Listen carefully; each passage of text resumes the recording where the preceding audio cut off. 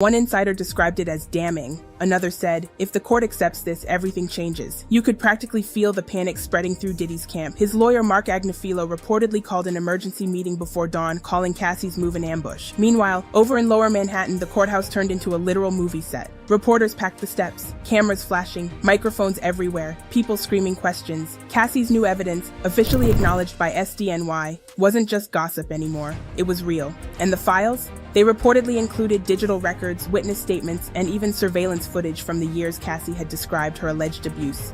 Word on the street? Her private investigator had been quietly collecting all of this for years. Inside Diddy's circle, chaos erupted. They'd spent months trying to rebuild his image, prepping appeals, trying to move forward.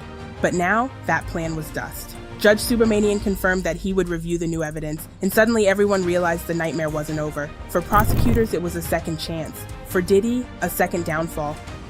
Everyone thought the Diddy case was over, but then Cassie Ventura came back. Out of nowhere, she quietly filed new evidence with the Southern District of New York, and that move could reopen the entire case. This isn't some random appeal. Cassie's filing directly aims to increase Diddy's sentence. It wasn't just about justice, it was about the truth catching up. One file, one witness, one courtroom at a time. The next morning, Manhattan felt different. A heavy mist hung in the air as if the city itself knew something massive was about to unfold. Outside the courthouse, crowds swelled, reporters, activists, fans, everyone holding phones, waiting for updates that could rewrite the fate of one of the most powerful men in entertainment. The tension was unreal. Inside, agents carried sealed folders marked confidential. Somewhere in there were Cassie's new submissions, files that could turn a few years in prison into a decade and a half. Leaked whispers spoke of emails, voice messages, and security logs that clashed with Diddy's original defense timeline.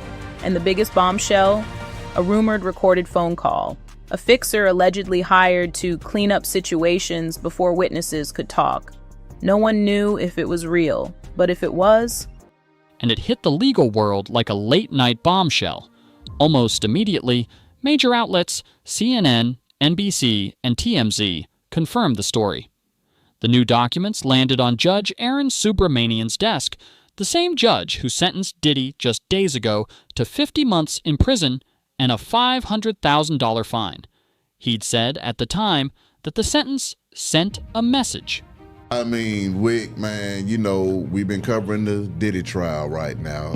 They just wrapped up with Cassie, but I mean, so much information has come out on Cassie right now. A lot of people don't know where they really sit on as far as the feelings of whether Diddy's guilty or not. Some folks are saying that, you know what, he beat her and he was using drugs and they was acting crazy and he deserves everything he gets.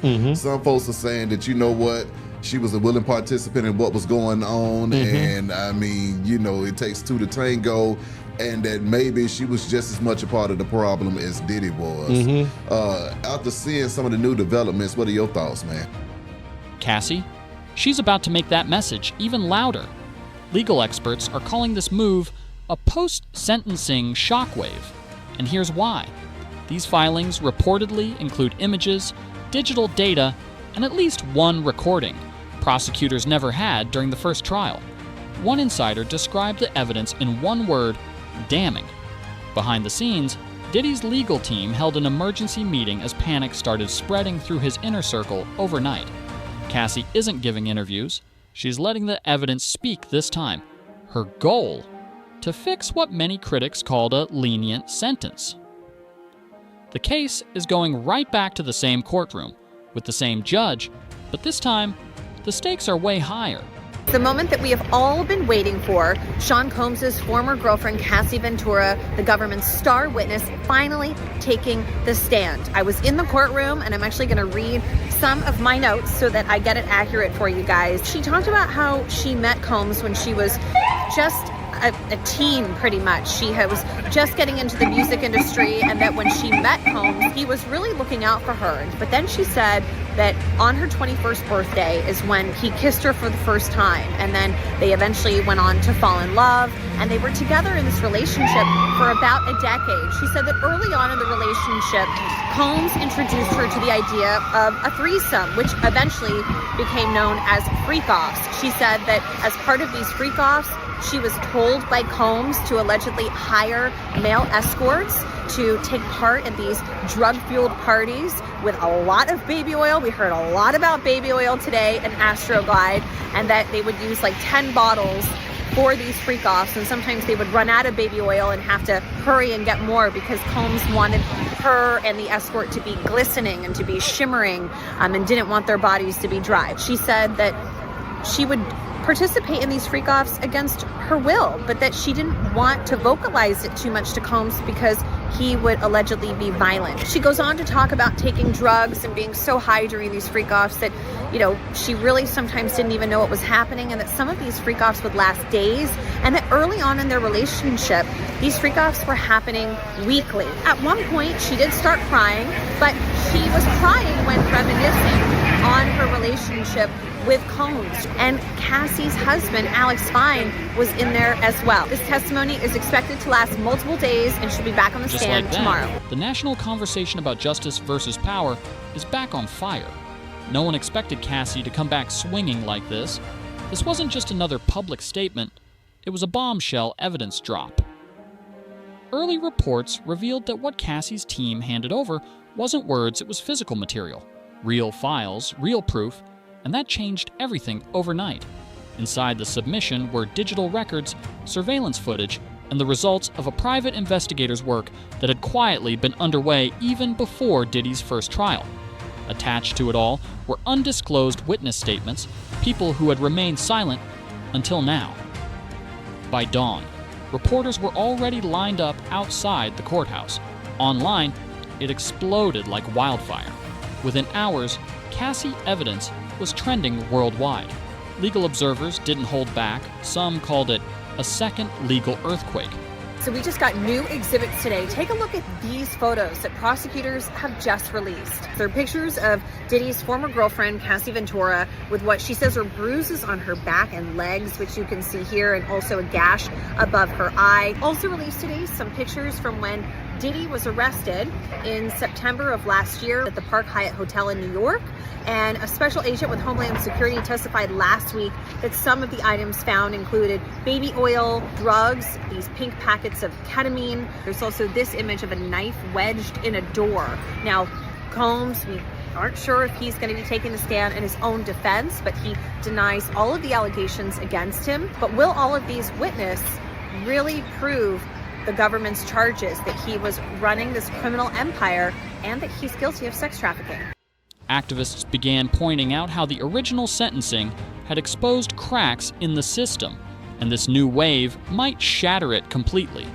And here's where it gets intense. Insiders hinted that the submission may include hotel security footage, metadata from digital devices, and documentation of intimidation tactics used to silence witnesses. Prosecutors immediately announced they were ready to review every bite of it. Diddy's legal team, meanwhile, scrambled to downplay the situation, insisting it was nothing new. But no one was buying that. What made this move so explosive wasn't just the evidence itself, it was how carefully Cassie's team built it. Every detail was structured, time-stamped, and backed with private investigator findings. Legal analysts described it as bulletproof. Behind the scenes, anonymous sources suggested the files could prove long-term coercion, something the prosecution never had the chance to argue before. Inside MDC Brooklyn, reports say Diddy's behavior shifted overnight. The courtroom tone had officially changed. What once felt like the aftermath of a sentencing now felt like the start of an escalation no one could stop. The morning after Cassie's evidence drop, the Manhattan courthouse turned into ground zero. Cameras lined the streets. Reporters shouted into microphones. Protesters held signs demanding accountability now. Inside the building, Cassie's new evidence was quietly logged and sealed, a single step that sent shockwaves through the legal world. Legal commentators immediately began comparing the situation to some of the most famous post-sentencing reopenings in U.S. history. Suddenly, what was supposed to be the end of the Diddy case was turning into its most dangerous chapter yet. Prosecutors saw a rare second chance, an opening to push for a harsher punishment. And behind closed doors, rumors began swirling. Was the government preparing new federal charges? Cassie didn't speak publicly. She didn't have to. Her filings were speaking louder than any interview ever could. Judge Aaron Subramanian moved fast, scheduling a formal motion hearing. That single docket entry set the internet ablaze. The motion's name? Motion to reconsider sentencing. It signaled exactly what everyone feared or hoped: the sentence could be extended. Both legal teams worked through the night, crafting strategies like their futures depended on it, because they did. By morning, every major news outlet had splashed the story across their front pages. On social media, hashtags tied to Cassie and Diddy trended across multiple continents. Supporters framed it as a historic moment of survivor empowerment. Analysts outlined 3 possible outcomes: no change, sentence extension, or a new set of charges altogether. Legal experts began dissecting the fine print: obstruction, tampering, even potential federal conspiracy enhancements. Diddy's lawyer called the filing a legal ambush. Prosecutors, on the other hand, called it overdue justice. That contrast lit the fuse on public opinion. Security around the courthouse doubled as Cassie's past testimony resurfaced. Online, people remembered her shaking voice, the quiet details, the timeline that now lined up perfectly with the newly revealed evidence. Every word, every timestamp, every witness statement suddenly carried new weight. Judge Subramanian, once a procedural figure, now stood at the center of national scrutiny. The defense rushed to undermine witness credibility, but the tide was clearly shifting. Leading court for the first time today, Cassie Ventura is on the stand. She's been on for almost 2 hours now. When she walked in, she looked straight ahead. She did not look to the left, which is where Sean Combs is sitting. It's also where his family is sitting behind him. He looked at her and is very intently paying attention to her testimony. She's been very even, very steady, very soft-spoken in her testimony. After lunch was the first time she became emotional, when she began to testify about why she participated in the freak-offs, why she agreed to participate in the freak-offs, and why she didn't stop. And for the first time, she really cried when she discussed she was in love, and it was in the context of their relationship, but it was something that made her feel disgusting and humiliated. One thing that was interesting is that she said the physical abuse started before she was introduced to voyeurism or the freak-offs, and she was afraid to say no because she was afraid of what would happen. She talked about how she felt her life, every aspect of her life was being controlled, and at one point it was the only one-on-one time she could get with Sean Combs, and it made her feel like it was the only thing she was good for. Polls, posts, and TV panels all leaned toward one conclusion: the public believed Cassie. This wasn't just a legal process anymore, it was a national spectacle. Analysts were already predicting, if this motion lands, Diddy could face years added to his sentence. Prosecutors laid out patterns of intimidation in crisp, unforgiving language. And as the courtroom lights dimmed for the day, one thing was clear: the stage was set for a pivotal hearing that could rewrite the ending of this entire saga. The courtroom was tense from the moment the hearing began. Security was tighter than ever, and everyone inside could feel that something major was about to happen. Cassie wasn't there in person this time, but she didn't need to be. Her evidence was about to speak louder than any testimony ever could. When the prosecutors quietly asked the judge for permission to play a short audio file, the entire room fell still. The judge gave a quick nod, and within seconds, the recording began to play. Then it happened.